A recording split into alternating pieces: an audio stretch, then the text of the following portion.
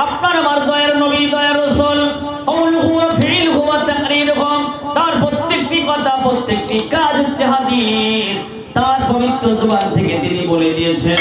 বুখারী হাদিসের ভিতরে এসেছে একটা কথা আছে, ওয়াইন তাউদ্দু নি'মাতাল্লাহি লা তুহসুহা।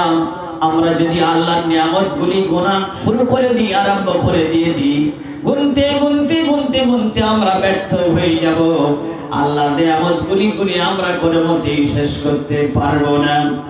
আমার ভাইয়েরা, কতটুকু পরিমাণ ইলম আমরা পেয়েছি, তার কারণে আমরা মাওলানা হই বা হাফিজ হয়ে যাই, কিছু আমরা হয়েছি।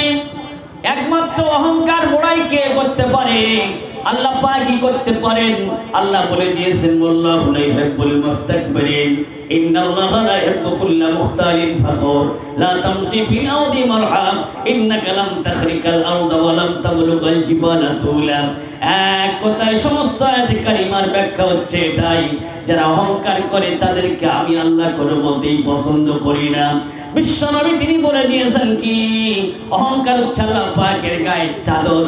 যারা অহংকার করে তারা আল্লাহ পাকের গায়ের চাদর তারা টানে, আর আল্লাহর গায়ের চাদর যারা টানে তাদেরকে আল্লাহ পাক যুগে যুগে শায়েস্তা করে করেছেন, আর আজকেও যদি করি, আর কিয়ামতের আগ পর্যন্ত তিনি শায়েস করেই থাকবেন, শায়েস করেই থাকবেন।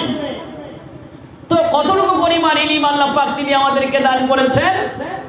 বুখারীর হাদিস থেকে জানা যায়, আপনার আমার দয়ার নবী দয়ার রাসূল তিনি বলে দিয়েছেন, একটা ছোট্ট পাখি তার ঠোঁটেরা করে চোঁচেরা করে সামান্য একটুখানি পানি নেওয়ার জন্য আটলান্টিক মহাসমুদ্রের উপরে ধরুন বসে গেল, আর বসে সামান্য একটুখানি পানি নিয়ে পাখিটি ফড়ত করে উড়ে চলে গেল। মনে হয় দরিয়ার পানিগুলি সব শেষ হয়ে যাবে। অতটুকু পরিমাণ ইলম, দরিয়ার পানি কি হবে? অতটুকু পরিমাণ ইলম আল্লাহ পাক তিনি আমাদেরকে দান করেছেন। তার কারণে আমরা কেউ হাফিজ, কেউ মাওলানা, কেউ মুফতি হয়ে গেছি।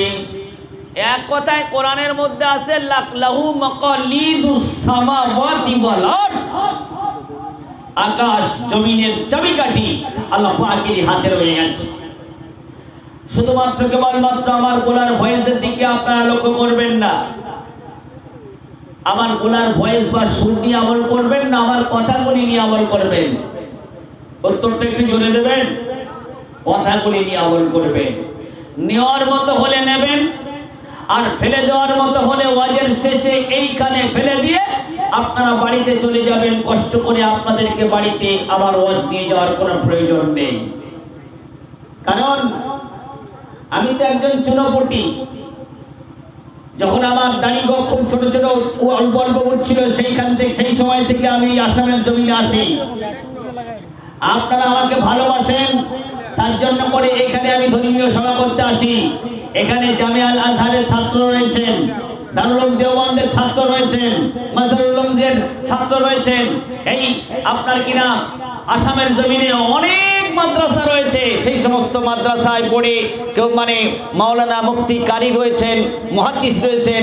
আমির শরিয়াত হুজুর তার রুহানি ফায়েজ তিনি আমাকে আলহামদুলিল্লাহ দোয়া দিয়েছেন। তার বাড়ির ধারে গিয়েও আমি ধর্মীয় সভা করে এসেছি। তার দোয়ায় আমি তার বাড়ির ধারে ধর্মীয় সভা করে এসেছি। যারা অনেকে হয়তো এখানে আছেন, শুনেছেন। তো আমি ভুলভাল কথাবার্তা বললে আমার কথা বলি আপনারা কেউ নেবেন না, নেওয়ার প্রয়োজন নেই। আর আমরা যখন মঞ্চে আসি আনন্দে আত্মহারা হয়ে এমন এমন কিছু কথা বলি যেটা হাদিসে নাই, কোরআনে নাই, কোথাও নাই। সেই হাদিসের আলোকে, কোরআন হাদিসের আলোকে যদি খোঁজা হয় দেখা যাবে কোরআনে নাই, হাদিসে নাই, কোথাও নাই। আপনার আমার নবী তথা বিশ্বের নবী জনাবে মুহাম্মদ রাসূলুল্লাহ তিনি যা কথা বলেছেন সব কথাগুলি কার ক্যাসেট থেকে নকল করে বলেছেন? তিনি এবং পৃথিবীর মুখে যত নবী এসেছেন সমস্ত নবীরা যত কথা বলেছেন সব আল্লাহ পাকের ক্যাসেট থেকে নকল করে তারপরে নবীরা কথা বলেছেন। আল্লাহ পাকের ক্যাসেট মানে জিবরাইল ফেরেশতার মাধ্যমে জেনে ওহির মাধ্যম থেকে জেনে তারপরে পৃথিবীর মানুষের সঙ্গে কথা বলেছেন।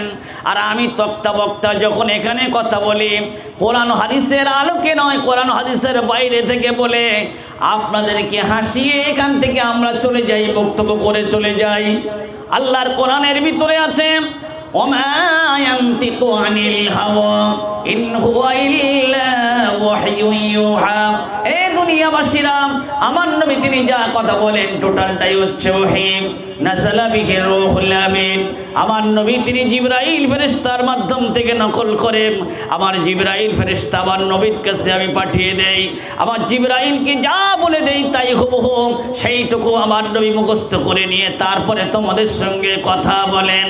এখন আমি আমার জিবরাইলকে যা কিছু বলে দিয়েছি, আর সেই জিবরাইল ফেরেশতা গিয়ে আমার নবীর কাছে হুবহু তাই কথা বলে দিয়েছেন।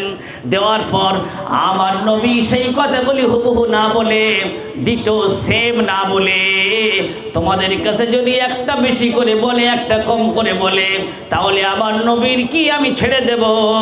এটা তোমরা ভালো করে জেনে নাও। নবীর জন্য যদি আল্লাহ পাক কোরআনে কারীমের ভিতরে এরকম কঠোর বাণী তিনি দিয়ে দেন, আমি বক্তা তক্তা যদি উল্টো পাল্টা কথাবার্তা বলি তাহলে আমার অবস্থাটা কি হবে? আল্লাহর কোরআনের ভিতরে এসেছে, আল্লাহ পাক বলছেন ওয়ালাউ তাকাওয়ালা আলাইনা বাযাল আকাবিল লাখাযনা মিনহুল ইয়ামিন সুম্মা লাকাতানা মিনহুল ওয়াতিন। এই দুনিয়াবাসীরা তোমরা শুনে নাও, আমার নবী যদি নিজের পক্ষ থেকে কোনো কথা বলতো তাহলে আমার নবীর ডান হাতটাকে আমি চেপে ধরতাম আর তার কণ্ঠ নড়িটাকে আমি আল্লাহ জনমের মতো কেটে দিয়ে দিতাম।